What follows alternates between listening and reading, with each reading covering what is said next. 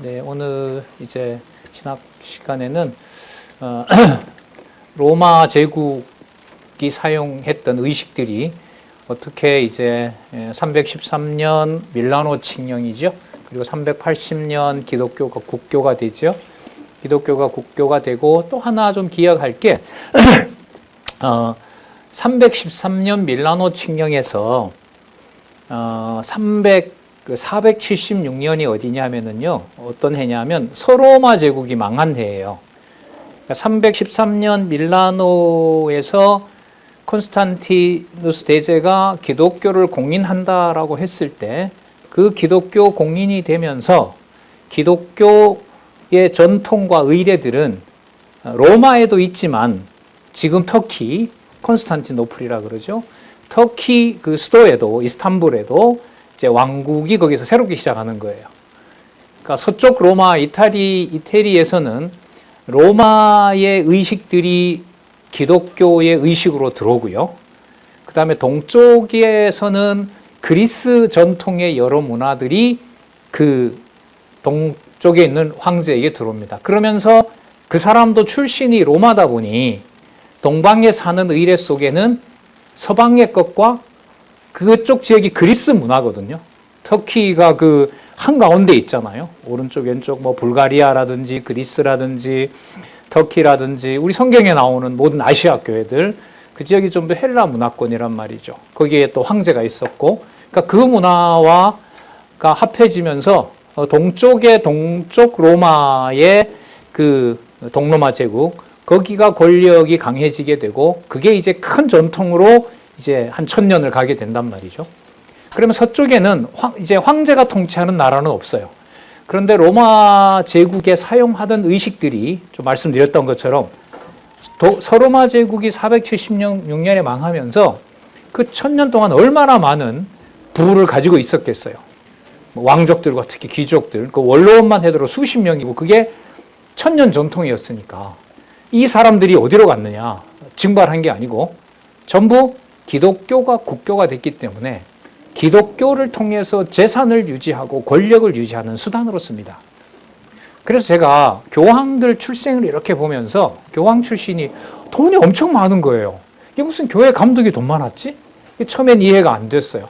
근데 그 출신들의 상당 부분이 바로 로마 귀족들 출신이에요. 로마 귀족은 뭐 부동산을 가지고 있으니까 어마어마한 거부들이 많단 말이죠. 그래서 이제 그 출신들이 들어오게 되고 그 사람들은 황제 숭배를 본 사람들이거든요.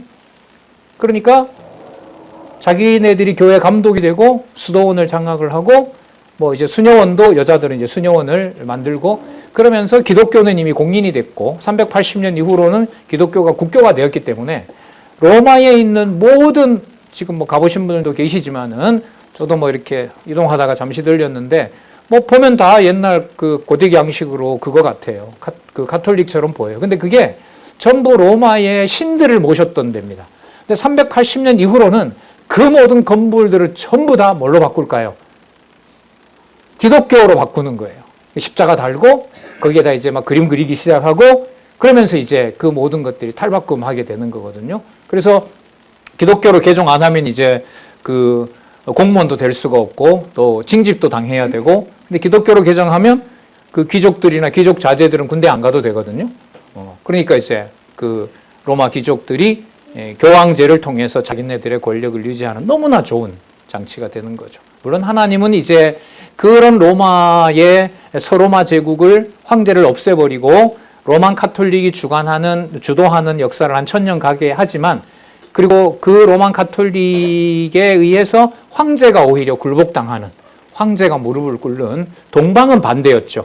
황제 밑에 주교가 무릎을 꿇는 거라면 무릎을 꿇게 한 거라면 서쪽은 이제 황제가 통치를 잘못해서 로마가 망했으니까 로마 대주교가 이제 교황이 되거든요. 그 교황의 통치를 받아야 세례를 받아야 서쪽 로마에서 이제 왕이 되는 거예요. 여러분 들어보셨지만 신성 로마 제국 그 예를 미리 하나 드리면 나폴레옹이라고 아시죠?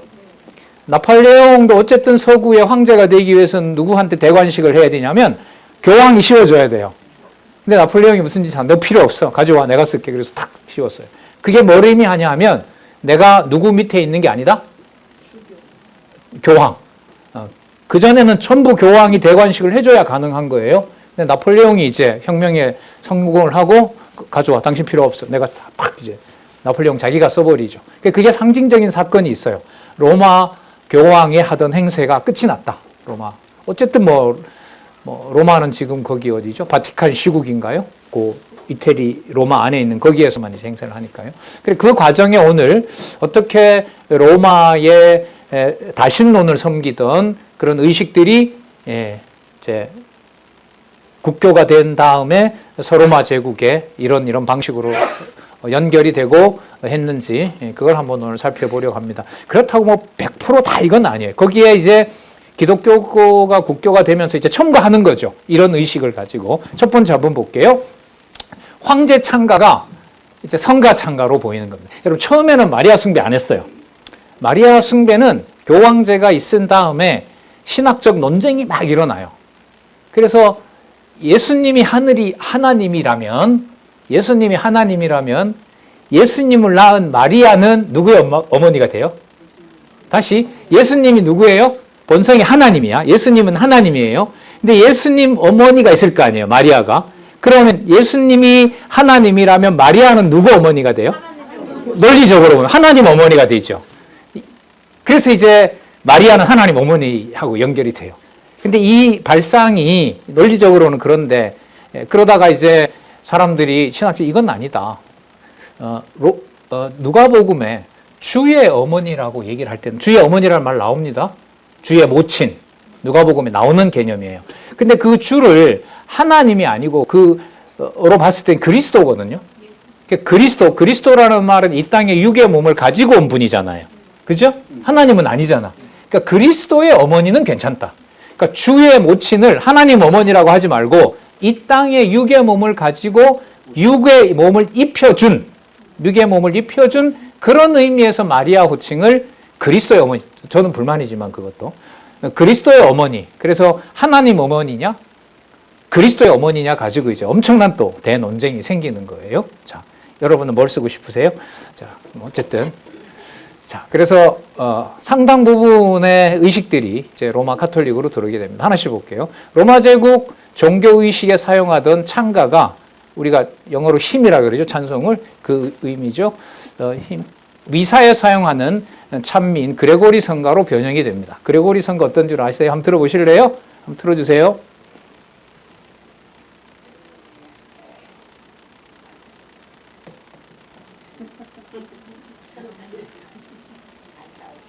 자, 주소를 적어놔서 주소 올리면 될 겁니다. 자, 들어보세요.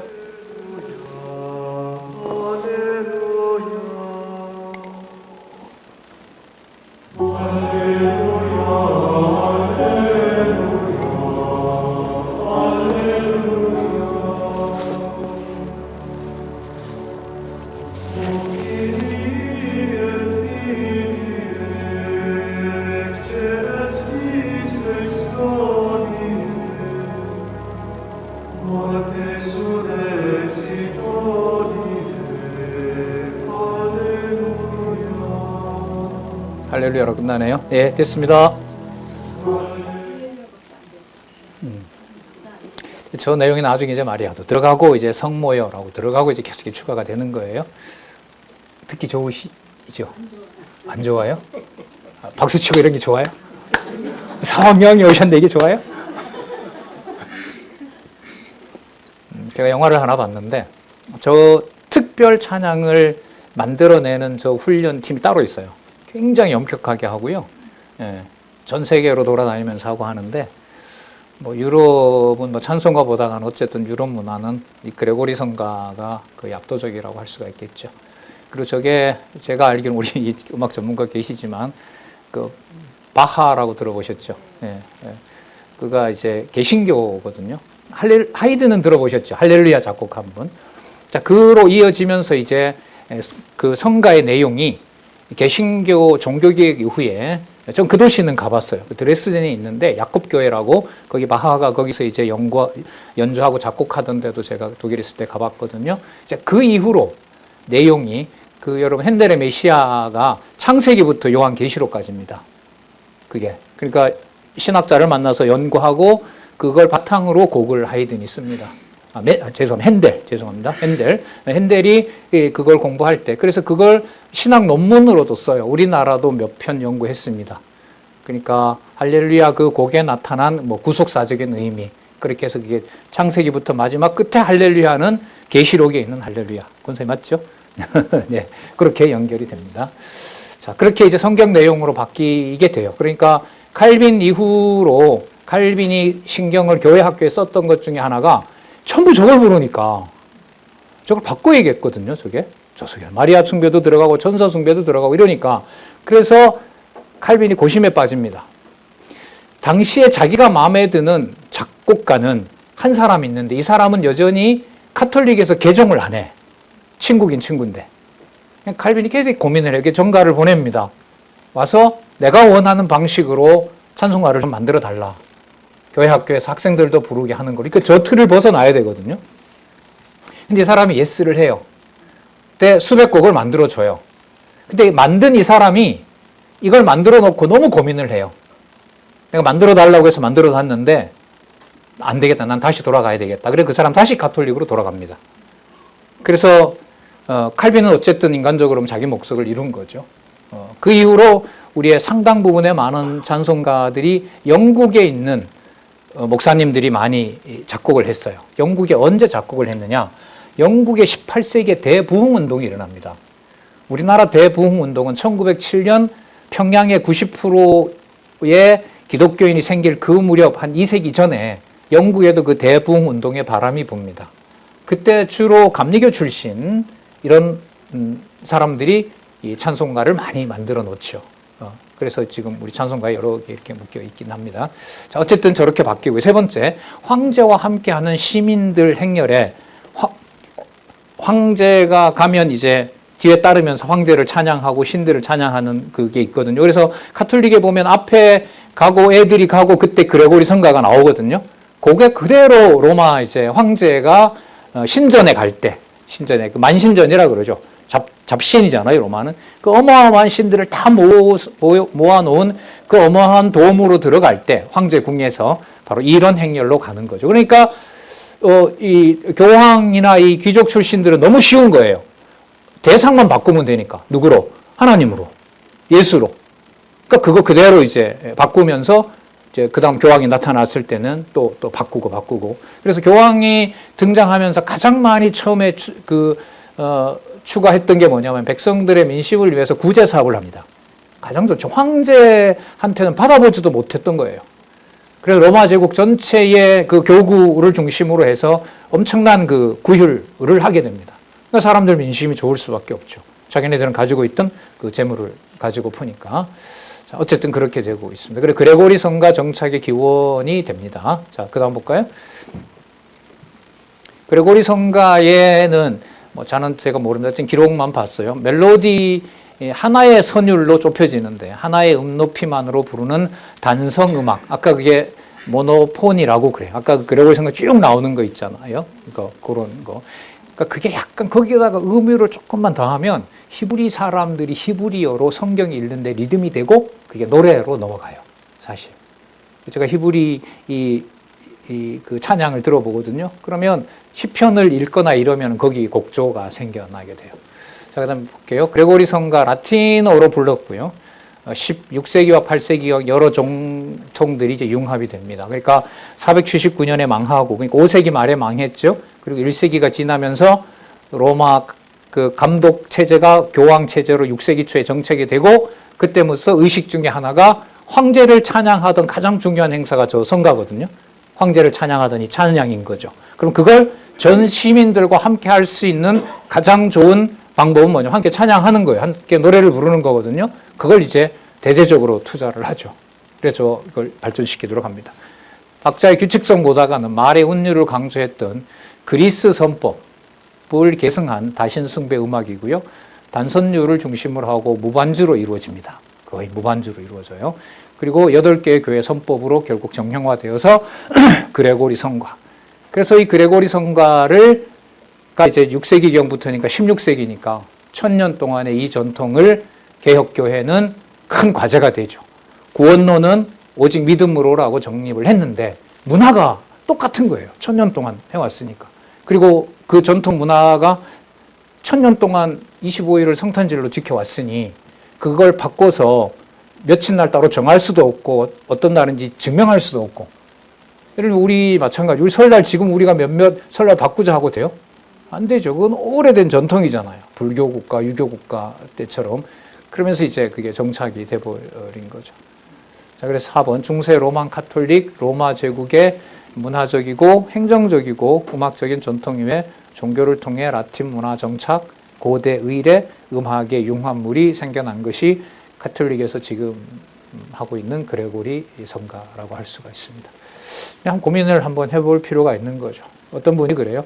아, 그 교회는요, 참 말씀은 좋아요. 근데 왜 찬송을 그렇게 안 해요? 요즘 와야 되는데, 이 교수. 미국에 지난번에 왔던 교수님이, 아, 그 말씀은 하루 종일 하고 참 좋은데 왜 찬양이 없어요? 우리 다시 오라고 할까 봐요. 우리 너무 이렇게 찬양 많이 하고 있다고. 좋습니다. 너무 좋아요. 네. 그 다음 볼게요. 로마 제국의 축제가 교회 절기로 변형되는 거 한번 볼게요.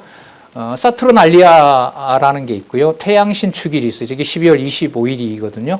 연말 대축제이고 이게 예수 탄생 축일로 바뀝니다. 그리고 이교 신전에 드리던 제단과 향로가 촛불이 성당 건물을 바꿨으니까 거기에 불 피우던 것들을 잡신에게 드리는 게 아니라 누구에게? 하나님에게로 이렇게 바꾸면 되고요. 그래서 세 번째 제국의 영웅 추모제는 누굴로 바뀌느냐? 성인 추모제. 그래서 카톨릭을 신봉하는 나라들 중에 자체적으로 그 국가 내에 그 휴일이 꽤 많습니다. 그 휴일이 주로 누구 날이냐 하면 성인 축일이에요. 성인은 누가 만들죠? 교황이 만들어요. 이 사람 딱 하면 그날이 축일이 됩니다. 어떤 거는 로만 카톨릭하고요, 동방 종교회가 같이 공동으로 여기는 성인이 있어요. 대표적인 사람이 아우구스티누스. 성 어거스틴 같은, 자기네들이 성이라 붙였으니까요. 어거스틴은 동방교회나 서방교회가 다 같이 해요. 그런데 각자 또 자기네들이 인정하는 성인이 있어요. 그쵸? 성인을 서로 모시려고 막 꾸미고 조작하고 성인의 머리카락 있다 그러고 손톱 있다 그러고 머리카락 우리는 2개 있다 그러고 우리는 7개 있다 그러고 막 이렇게 해서 엄청난, 그게 전부 돈하고 관계되니까. 네. 모르는 사람들이야 뭐. 자, 네 번째. 이방신 숭배 성상과 신상 행렬은 마리아와 성인 유골 행렬입니다. 여러분 특히 남미의 지금같이 순환절의 행렬을 보시면요. 예수님 상도 만들지만 누구 걸 반드시 만들어요? 성모상을 만들어요. 크게.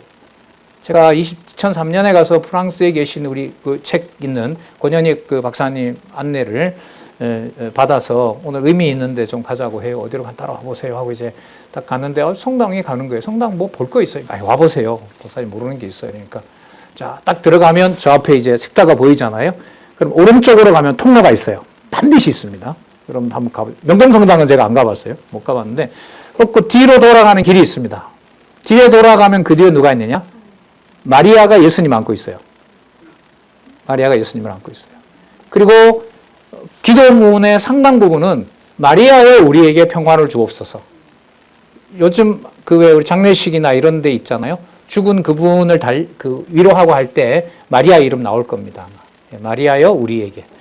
마리아 이렇게 해서 그게 저렇게 바뀝니다. 자, 그 다음에 로마 달력의 축제일은 성인 축제일과 교회 역으로 바뀝니다. 그래서 뭐 성찬절 몇 번째 되는 며칠에 고난주가 아니고 고난주가 며칠에 그 다음에 뭐 부활절이고 지금 오늘 그런 계산들이 자기네들이 축일을 계산하던 법이 있어요. 그게 그대로 로만 카톨릭에서 그대로 이어지는 거죠. 자, 그 다음 볼게요. 자, 사투르날리아와 태양신 축일의 내용을 좀 볼게요. 로마의 겨울 연말 축제인데 아까 12월 25일하고 관계되죠. 그러니까 11월 달부터 12월 25일까지 연말 축제예요. 그래서 지금도 유럽 가면 12월 1일 크리스마스 트리가 탁 시작되면서부터 거의 휴가 들어가죠. 우리 설날하고 똑같은 거예요. 그게. 거기서도 이제 요즘은 뭐 휴일로 즐기지 청년들이 뭐 예수님을 찬양하고 이런 시대는 사실 유럽에서는 거의 사라지고 있죠.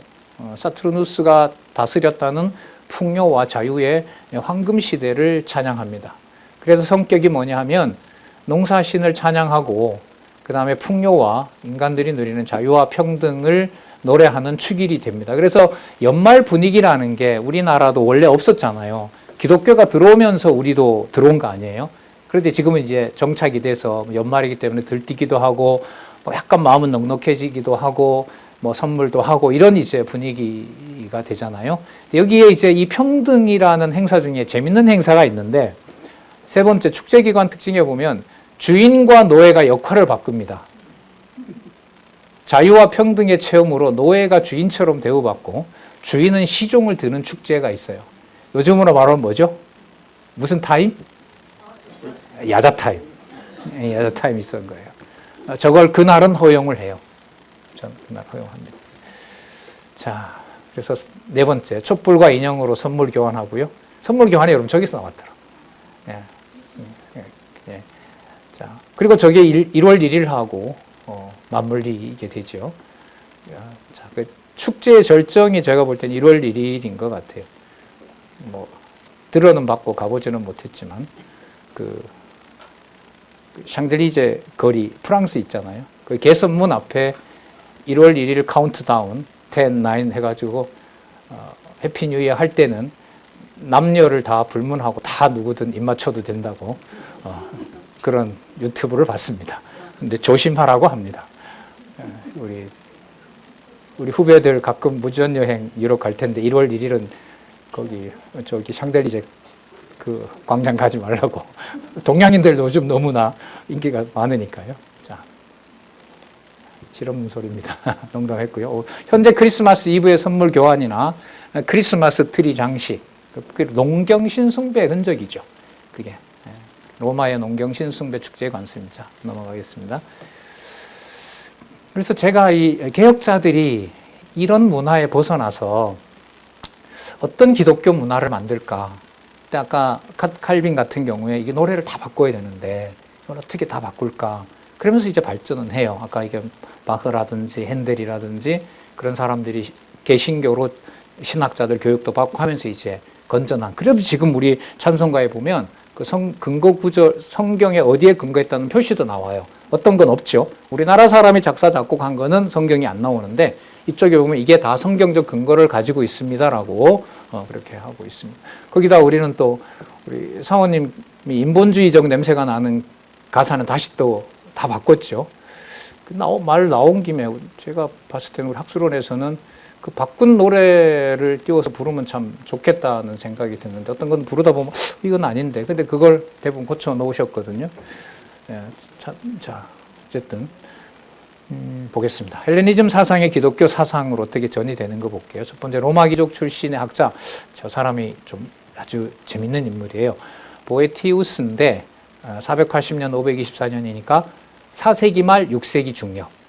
정통 니케아 신앙을 지지합니다. 이게 무슨 뜻이냐면 정통 니케아는 예수는 하나님과 하급이다 동등하다.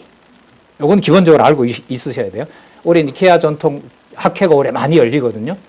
자, 저도 한 군데 이제 가서 논평하는데 니케아 신앙, 니케아 신조를 정통이라 그럽니다. 그 정통의 의미가 뭐냐면 예수는 아버지와 동일하다. 예수님보다 아버지보다 예수는 아버지의 능력만큼 그런 능력을 가진 존재가 아니다라고 하면 니케아 정통 신앙이 아닌 거예요. 서구 사상의 정통은 예수님의 본성을 하나님과 똑같이 주장하는 것. 그래서 니케아 정통을 지킨다라는 게 정통 신앙을 유지합니다. 이러면 기독론에 있어서 예수님의 본성은 신성이다라는 걸 주장하는 사람들이 니케아 신앙의 전통입니다. 그러니까 누가 예를 들면 물으면 니케아 신조에 어쨌든 질문을 꽤 받거든요. 그 교회는 뭐 장로교회요, 뭐 감리교회 물어요. 우리는 뭐 법인으로 해서 교단으로 있다고 했습니다. 그러면 뭐 묻습니다. 저 대답을 해줘야 돼요. 우리는 니케아 전통 속에 있습니다. 종교개혁이 저 전통을 계수하거든요. 또 명제는 맞잖아요. 예수는 하나님보다 못해요? 아니죠. 예수님의 본성은 신성이죠. 분명히 성경에 나오잖아요. 나를 본 자는 거기서 예수님이 자기 스스로를 증거하고 있기 때문에 그런 의미에서 여러분 우리 어떤 신앙의 역사적인 맥락을 짚는다면은 이제 예수가 하나님의 아들이다라는 걸 그러면 복음서로 증명을 해봐라. 그러면 서구 신학이 뭐 완성을 못했죠. 바르트도 못했고 강의를 드렸지만 그런 성경 신학은 제시하고 있는 거죠. 마태, 마가, 누가, 요한복음을 그대로 둬야 된다. 그래야 예수님이 그리스도이시고 본성이 신성임을 증명할 수 있다. 그 순서대로. 예, 자, 어쨌든 이걸 주장하는 사람이었는데 이 사람이 전략을 씁니다. 왜냐하면 동방과 서방이 자꾸 싸우니까 이 사람이 철학적인 싸우니까 이걸 화해하려고 동방의 니케아 사상을 지키면서도 서방 쪽에 있는 교황을 설득을 해요. 근데 동방의 황제가 봤을 때는 이게 밀정 같은 거야. 주위에서도. 자기의 의도는 이제 동서양 교회를 화합시키려고 하는데. 그러니까 황제가 이제 그 보에티우스를 고발하는 사람들의 말을 듣고 보에티우스를 그냥 죽여버립니다. 죽기 한 달, 두 달 전에 보에티우스가 감옥에 앉아서 가상의 신인, 철학이 여러분 영어로 필라소피고요. 헬라어로 필로소피아입니다. 지혜의 여신이라 그러죠. 소피아가 신이거든요. 보에티우스가 죽기 전에 사형을 받고 자기가 앉아서 그 철학이라는 여신을 놓고 둘이 대화를 나눠요. 대화를 나누면서 쓴 책이 뭐냐면 여기 다음에 나오나요? 철학의 위안이라는 책이에요. 근데 위안이 뭐냐 하면 히브리어로 말하면 그게 샬롬이에요. 풀면 어떻게 되냐면 소피아가 나에게 주는 평안. 근데 그 소피아라는 말이 어디에도 있냐면 성경에도 있잖아요. 그죠? 잠언에 보면 그 지혜는 언제 존재했어요? 창세전에 존재한 거죠. 그러니까 보에티우스는 저걸 가지고 복선을 깔아놓은 거예요. 내가 철학적 신을 가상해 놓고 소피아랑 계속 대화를 해요. 대화를 하는데 그 내용에 보면 하나님이라는 용어나 예수님이라는 용어를 쓰질 않아요, 이 사람이. 그런데 그걸 보면 그 철학의 신은 전통적으로 말하는 그런 신이 아니라 어디에 가까우냐면 성경에 있는 하나님을 말을 하는 거예요. 그러니까 포교 목적으로 다른 사람이 읽더라도 철학자들이 보더라도 이걸 읽어보면 이런 사상이 필요하겠구나. 근데 그게 알고 보니 뭐예요? 기독교인 거죠. 이른바 그 당시 기독교인 거예요. 그러니까 그런 의도를 가지고 썼던 책이 바로 철학의 위안입니다. 물론 이제 약속대로 정해진 대로 죽는데 그 책은 어떻게 철학자들에게 신을 소개할 거냐라고 했을 때 보에티우스의 그 책을 많이들 인용합니다. 자, 다섯 번째 볼게요. 앞에는 설명을 드렸고 523년 무렵 반란 혐의자로 덫에 걸려서 죽고 저건 설명했네요. 그 다음 볼까요? 보에티우스의 배경을 보도록 할게요. 그리스어에 능통했고요. 그리스 철학자 플라톤, 아리스토텔레스 사상에도 정통했어요. 그리고 이 사람이 저 많은 내용들을 계획은 뭐였냐 하면 안 죽었다면은 라틴어로 전부 번역을 하려고 했어요. 라틴어 번역의 목적은 뭐냐 하면 서쪽에다 전해주려고. 동방은 문제가 없어요. 동방은 다 헬라어를 쓰니까. 동방은 다 플라톤이 읽고 아리스토텔레스를 읽고 이렇게 됩니다. 그래서 아리스토텔레스 사상을 여러분 아리스토텔레스 사상이 로만 카톨릭의 기본 사상이 되는 것은 이로부터 한참 후가 돼요. 10세기, 11세기에 가서 됩니다. 왜 아리스토텔레스를 받아들이냐면 이데아 사상이라는 거 들어보셨죠? 플라톤의 이데아는 인간의 육신 내에는, 인간의 몸 내에는 참 최고의 선, 이상적인 게 존재할 수 없어요. 근데 아리스토텔레스는 참 이상이라는 게 참 진리가 존재는 하는데 그 진리가 인간의 몸을 벗어나 있는 게 아니에요. 그러면 뭘 설명하기 좋냐 하면 플라톤 방식으로는 화채설이 있잖아요. 빵이 입에 들어가면 이게 뭐가 된다? 예수님의 살이 된다라는 걸 플라톤 이론은 설명이 안 돼요. 왜? 육체 내에는 깨끗하고 선한 게 거할 수 없기 때문에. 근데 누구 건 되냐 하면 아리스토텔레스는 돼요. 아리스토텔레스의 이데아로는 뭐냐면 우리가 육의 몸이 불완전하지만 이상적인 진리가 인간의 몸과 생각을 벗어나서 있는 건 아니에요. 그러니까 참 진리가 들어올 수 있는 가능성은 누구 사상이 맞냐 하면 아리스토텔레스가 맞는 거예요. 그래서 여러분들 신학책이나 어떤 기록을 볼 때 로만 카톨릭은 토마스 아퀴나스와 아리스토텔레스의 바탕을 둔 토마스 아퀴나스 사상에 기초를 둔다라고 했을 때 아리스토텔레스가 아리스토텔레스의 사상을 받아들이는 거예요. 아리스토텔레스의 그 사상을 쓰기가 훨씬 편한 거죠. 그러니까 우리는 그렇게 되면 인간의 몸 안에는 신학적 이론이 바뀌게 됩니다. 그러면 이 안에 참 진리가 존재한다면 아리스토텔레스에 의하면은 인간은 전적으로 타락한 몸이겠어요? 아니겠어요? 아니죠. 참 진리가 남아 있는 거니까. 그래 저 교리가 어거스틴한테는 안 맞는 거예요, 저게. 어거스틴은 인간의 전적 타락과 부패 이런 얘기를 하거든요. 원죄 얘기를 해요. 그러니까 아리스토텔레스는 안 맞아요. 그러니까 이제 아리스토텔레스를 받아들이는 쪽은 서쪽, 그 서로마에 있는 로만 카톨릭인 거고요. 동쪽에서는 뭐 아예 자유의지를 인정하고 인간의 부패를 허용을 안 하기 때문에, 그러니까 원죄 이런 건 아예 동방교회는 없어요. 근데 서방에서 로만 카톨릭에서 아리스토텔레스를 써먹기는 좋은데 원죄를 얘기를 하려고 하니 자기네들이 성인으로 부르는 어거스틴을 받아들여야 되는 거죠. 이게 뭐 아직도 고민을 하고 있는 거죠. 4번에 보면 철학의 위안이라는 책을 아까 말씀드렸고, 5번에 보면 매우 흥미로운 점이 성경을 직접 인용하거나 예수 그리스도에 대한 언급이 거의 없어요. 산문과 운문으로 교차하는 대화체로 절망에 빠진 자신과 자신을 위로하는 부인을 설정합니다. 그 사람 부인의 이름이 뭐냐 하면 철학이에요. 필로소피아. 그 사람하고 둘이 대화를 나눈 내용이 바로 저 책입니다. 자, 그 다음 또 볼까요? 자, 보이스의 그 사상으로 한번 들어가서 볼게요. 권력과 부명예는 덧없으며 행운의 술에 맡기는 윤회한다. 윤회 사상을 얘기를 합니다. 참된 행복은 오직 선 그 자체인 저기 최고선이라는 게 결국은 하나님 안에서만 가능하다고 얘기해요. 그리고 이 사람이 했던 것 중에 흥미로운 게 하나 있는데, 하나님의 섭리라는 것하고요 운명이라는 것을 구분합니다. 볼게요. 하나님의 섭리는 궁극적으로 선하고 세상의 사건은 그 섭리의 질서 속에 포함되어 있는 운명이라고 얘기를 하는 거예요. 그러니까 뭐냐면 전체적으로 역사의 흐름은 섭리로 설명을 해야 되고, 운명은 뭐냐면 이렇게 했으므로 이렇게 일어날 수밖에 없었다. 그러니까 원인과 결과를 그 안에서 설명을 하는 거예요. 근데 그것으로 설명되는 게 설명할 수 없는 게 있거든요. 그리고 그거는 이제 뭐라 부르냐면 섭리라는 말을 쓰게 돼요. 근데 제가 이렇게 소개한 이유는 저 섭리라는 의미를 이후에 개혁신학자들이나 종교개혁신학자들이 저 개념을 그대로 갖다가 씁니다.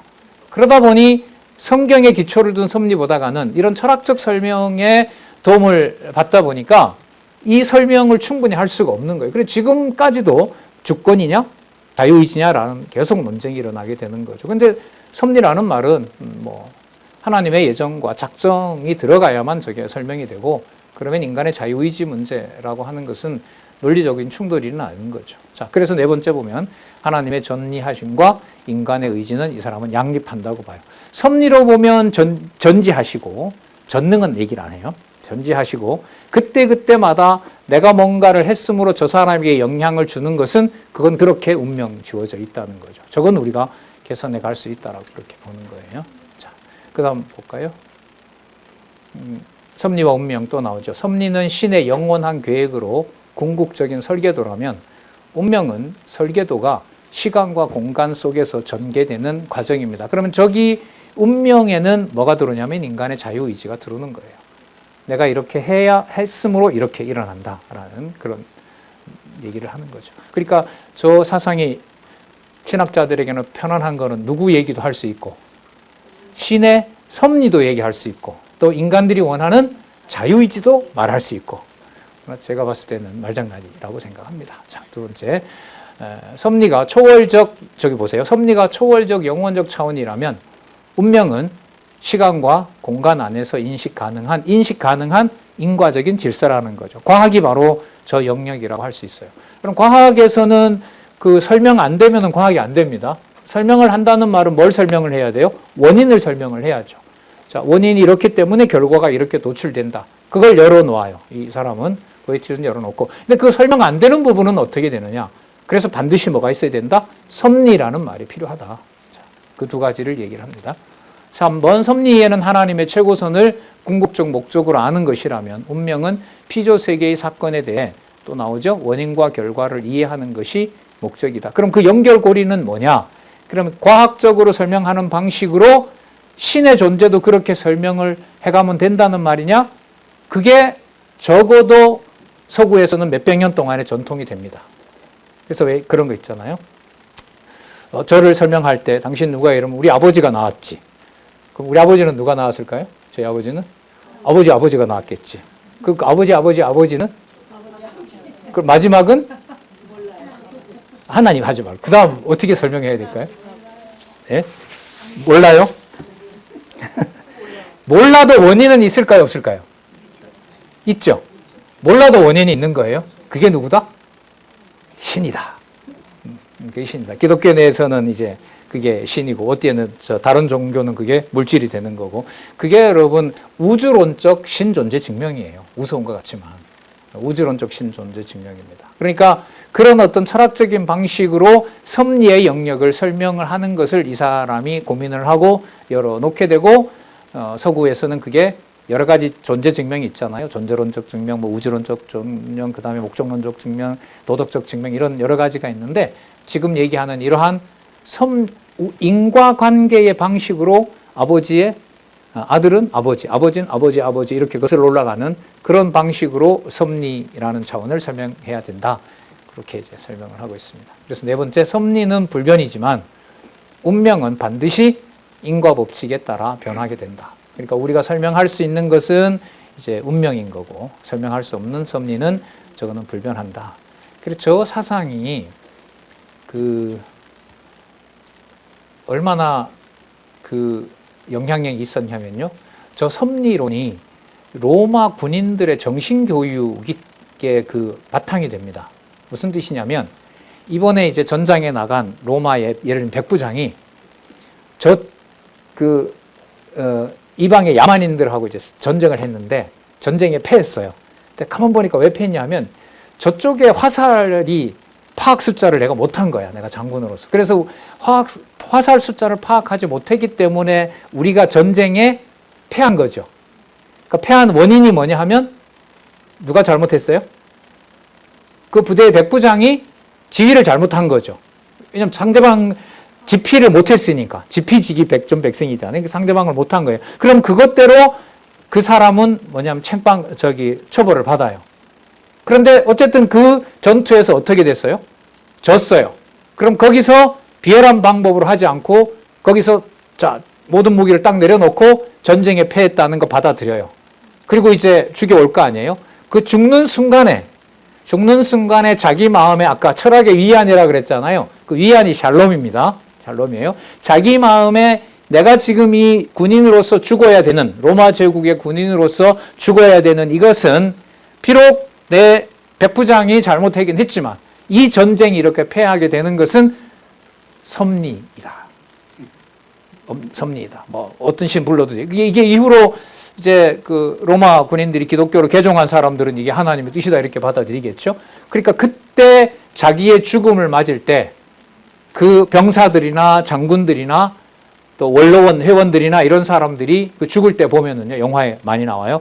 죽을 때 로마의 원로원이나 장군들이 죽음을 구걸하지 않아요. 그 구걸하지 않는 게 바로 교본 중에 뭐가 있냐면 정신교육으로 저 섭리론을 가르칩니다. 그래서 저 섭리론이 바로 스토아 사상의 정신교육에 아주 중요한 게 됩니다. 그래서 저 섭리론의 가장 여러분 중요한 덕목이 뭐냐 하면 마음의 안정이에요. 마음의 안정. 욕심을 내려놓고 그 주어진 상황을 그대로 누구 탓하지 않고 깨끗하게 죽는 거. 그게 저 섭리입니다. 예. 누구 탓하지 않고 하나님의 뜻대로 받아들인다. 방식이 좀 비슷하지 않아요? 근데 저게 이미 헬라 사상 속에 들어있는 거죠. 그러다 보니 이제 서양 철학에서 신학에서 막 헷갈리는 거예요. 저게 기독교의 신을 믿고 있는 건지, 아니면 이방의 자기 운명을 받아들이는 걸로 저렇게 받아들이는 건지. 그리스 사상에 이런 게 있거든요. 비극을 두려워하지 마라. 그 비극은 정해진 것이며 누구든 탓할 수가 없다. 그래서 마음의 위안은 깨칠 필요가 없다. 내가 비록 죽고 패배하더라도. 이런 이제 논리가 있거든요. 자, 그 다음 볼게요. 세 번째 볼게요. 섭리가 건축가의 머릿속에 완전한 설계도라면, 지금 이 맥클로크는 이걸 꽤 많이 다뤄요. 이게 중요하니까 그래요. 이 사람은 이게 신의 예정과 작정 섭리의 신앙을 갖는 거냐, 아니면은 철학자들이 말하는 스토아 철학에서 말하는 운명론으로 자기 마음, 아파테이아라 그러죠. 내 마음의 정열을 내 스스로 컨트롤하고 있느냐. 그걸 매클로크는 구분이 안 된다는 거예요. 그러니까 신의 뜻대로 내가 죽는다고 하면서도 그 설명 방식은 철학적인 방식하고 똑같다는 거죠. 그래서 이 사람이 이걸 많이 다루었어요. 섭리가 건축가의 머릿속에 완전한 설계도라면 운명은 설계도에 따라 짓는 건축 과정이다. 그러니까 운명을 잘 개척해야 된다 이거죠. 테오도르기 왕이 반란군에 의해 목숨을 잃는 것은 운명이지만 이 사건은 다른 모든 사건과 함께 연관되어 있어서 신의 궁극적 목적을 이룬다. 이걸 섭리로 설명을 하는 거예요. 그러니까 섭리와 운명을 이렇게 구분합니다. 하나님의 궁극적인 선하심과 세상의 변화무쌍한 사건들을 철학적 논리로 연결짓고자 한 거고요. 섭리와 운명의 관계 설명은 당대 지배적 사상, 저게 나오죠? 스토아 철학의 숙명론이 로마 병사들, 로마 군의 정신교육 교본입니다.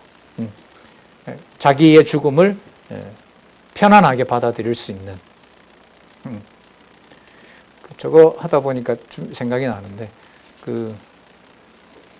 압살롬이 반역을 하잖아요. 그럴 때 압살롬의 그 장관 중에 한 사람이 있었는데, 자기 주장이 먹혀들질 않아요. 그러니까 다윗을 죽이자라고 하는 건데, 다른 그 사람이, 다른 그 책사가 다윗한테 함부로 덤벼들면 안 됩니다. 다윗이 얼마나 용맹한데, 그러니까 자기가 빨리 다윗을 쫓아가서 죽이자고 한 게 압살롬이 받아들이지 않고, 그래, 다윗은 함부로 치면 안 돼 라고 했어요. 근데 이 사람이 안 먹혀들었잖아요. 그러니까 왕을 떠나서 집에 가서 집안 청소를 깨끗하게 하고 그 다음에 목매달아서 자살합니다. 이게 오버랩이 되더라고요. 죽는 순간에 자기가 받아들여야 될 것들을 누구 때문이다라고 얘기를 하면 그 마음의 원망이나 원망 때문에 감정이 격동되겠죠. 그러면 피눈물을 흘리는 죽음이잖아요. 근데 스토아 철학에서는 숙명론으로 받아들이게 됩니다. 자, 그러면서 큰 틀에서 보면 신의 목적을 이루는 것이다. 이렇게 설명을 합니다. 그래서 인기가 좋아요. 보에티우스가. 자유의지를 얘기를 할 때. 자, 그 다음 볼게요. 다 한 것 같네요. 예, 다 맞습니다. 그래서 이 보에티우스의 사상이 6세기경에 매클로크에 의하면은 철학과 신학이 만나는 시도가 이루어지고요. 이게 앞으로 700여 년이 지나잖아요.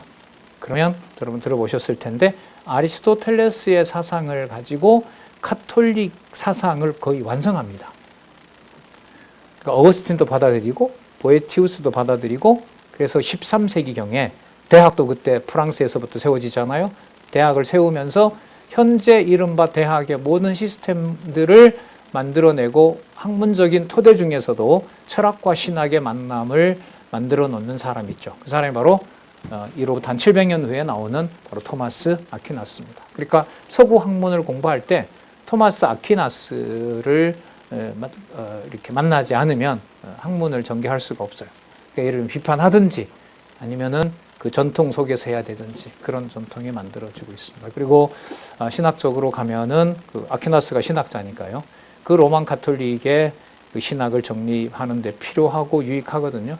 그러니까 개혁자들이 종교개혁을 하고 난 다음에 성경관에서 흔들려 버리니까 어떤 사람은 아리스토텔레스의 전통을 따르는 아퀴나스가 맞다 그러고 그리고 어떤 사람은 아니라고 그러고 그리고 지금 논쟁은 아직까지도 일어나고 있습니다.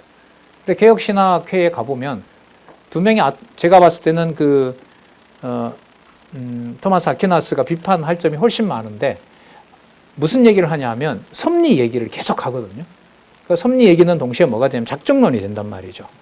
예정론이 되고 그래서 예정론은 얘기를 하지 않고 예지를 얘기를 하고 하나님이 알고 계시고 그때마다 결정은 인간이 하는 데에 따라서 얘기한다. 그게 인간적으로 설득이 있단 말이죠. 안 그러면 이제 인간은 로봇가 되고 이러기 때문에 그 논쟁은 계속해서 이어지고 있는 겁니다. 그래서 이 문제를 보에티우스가 얘기한 저런 방식으로는 저는 해결이 안 된다고 봐요. 일단은 성경이 논리적 구조로 되어 있다는 것을 확인해야 되고요. 그걸 확증하고 그 다음에 성경의 예를 통해서 저걸 증명해 가야 저게 해결이 되지. 안 그러면 서양 철학에서 또 서양 신학자들이 말했던 섭리론과 운명론, 하나님의 예정론과 그 다음에 인간의 자유의지로는 설명할 방법이 없어요. 왜 할 수 없느냐? 현실 생활에서는 현실 생활에서는 뭐가 지배해요? 인과론이 지배하거든. 안 그래요? 여러분, 밥을 지을 때, 한 컵을 넣었을 때, 얼마 양의 밥이 지어지는지 예상하고 하잖아요. 그러니까 모든 일상생활이 내가 예측하고 그 결과를 예측하면서 살잖아요. 그러니까 무슨 원리가 작용을 해요? 원인과 결과 방식으로 작용을 한단 말이죠. 그런데 기독교인들은 그렇게 살면서도 비판하는 사람들이 봤을 때는 그것 자체를 자기가 저렇게 치밀하게 계산하면서도 자기가 하는 게 아니래. 이게 어디서 문제가 되는 줄 아세요? 사람을 죽일 때.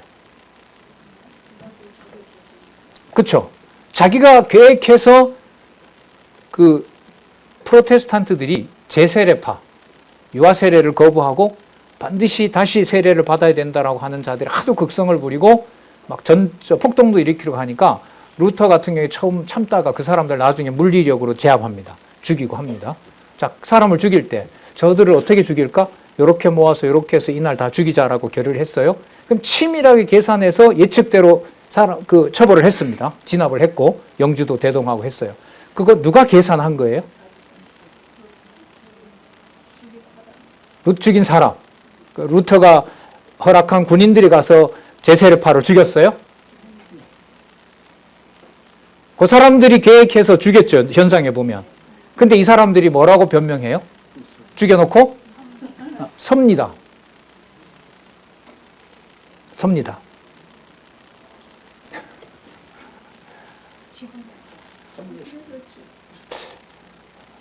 나도 그런 것 같아. 내가 분명히 저 장로님한테 이 말을 하면 안 되거든. 권사님한테. 오늘 만나면 내가 큰 소리 내지 말아야 얘기하다 보면 막 독까지 올라간단 말이지. 근데 분명히 얘기를 하고 지가 소리를 지르고 감정도 막 폭발했어. 근데 뭐라 그래요? 다 정해된 대로 간 거지 뭐. 그 문제가 여러분 저게 섭리와 운명의 관계입니다. 이 사람이 보통 고민했겠지. 죽을 날 얼마 안 되고 이런 고민을 한 거예요, 이 사람이. 그럼 이 문제를 인간적으로 해결할 수가 있느냐? 아니요, 난 진짜 신앙으로 했다 그러면 어쩔 거예요. 여러분, 밀양이라는 영화 잘 아시죠? 거기에 자기 애를 죽인 사람이 보고 싶다고 해서 갔어요. 근데 그 사람이 뭐라 하냐면, 진짜 너무, 죄송하다 이런 말 안 하고, 제가 큰 죄를 졌는데, 저는 이미 다 용서를 받았습니다. 이러는 거예요. 그 엄마가 묻잖아요. 누가 용서해 줬냐고. 주님께서 다 용서해 주셨습니다. 저를 주님의 자녀 만들기 위해서 다 그런 일이 일어났고 저는 이제 주님으로부터 용서함을 받았습니다. 그 엄마가 뭐라고 아멘 했을까요? 뭐라 그랬는지 영화 보셨죠? 누가 용서했는데? 그럽니다. 내가 용서해야지. 당신은 나한테 용서를 해야지 왜 하나님한테 용서를 받아? 안 돼! 이게 여러분 섭리와 운명입니다. 다 한 번 이상 쓰셨잖아요. 아니, 다 하나님 하게 하셨어. 왜 그래? 많이 써요? 앞으로도 쓰실 거예요. 그죠? 그게 여러분 섭리와 운명 문제예요. 네. 네. 아이고, 자, 앞으로 이제 근대로 넘어가고요. 종교개혁으로 넘어가고 현대로 넘어가면서 오늘 또 강조를 하고 본래 제목으로 다시 돌아와서 결론을 내리면요. 살았고 운동력 있는 말씀의 권위라는 게 지금 여기 보시는 것처럼 영원히 풀 수 없는 이 문제를 하나님의 말씀으로 풀지 않으면 해결할 수가 없는 거예요. 그래서 이런 전통이 그나마 16세기의 종교개혁을 통해서 무슨 권위? 교황 권위가 아니고 성경 권위로 구호로 나타나서 그 전통하에 우리가 500년 후에 성경을 하나님의 말씀으로 확증한 바로 성경신학과 함께 너무나 그야말로 위안과 평안을 받는 삶을 살 수 있게 된 겁니다. 그래서 여러분들 좀 딱딱하기도 하셨지만 저는 이제 이런 걸 공부하는 사람이라 이런 걸 볼 때마다 좀 다시 한번 감사하다는 마음을 갖게 됩니다. 기도하겠습니다. 하나님 아버지 감사합니다. 많은 철학자들과 신학자들이 사람들이 위안을 받고 우리에게 납득되는 것을 설명하고자 많이 노력을 했으나 그들에게 말씀이 가지는 그 권위 앞에서는 다시 인간의 마음으로 인간의 권위로 돌아올 수밖에 없었습니다. 원없나니 저희들에게 귀한 말씀 주셨사오니 더욱 그 진리 사랑할 수 있게 하여 주시고 세상을 그야말로 여호와 하나님의 섭리의 통치 아래 있는 부분을 보면서 우리의 나약함과 또 우리의 무지와 무능함들을 그리스도 안에서 저희들의 우매함을 깨우쳐 주시고 더욱더욱 하나님 여호와만 바라보는 귀한 지체들 동역자들로 인도해 주시옵소서. 예수님의 이름으로 기도드렸습니다. 아멘.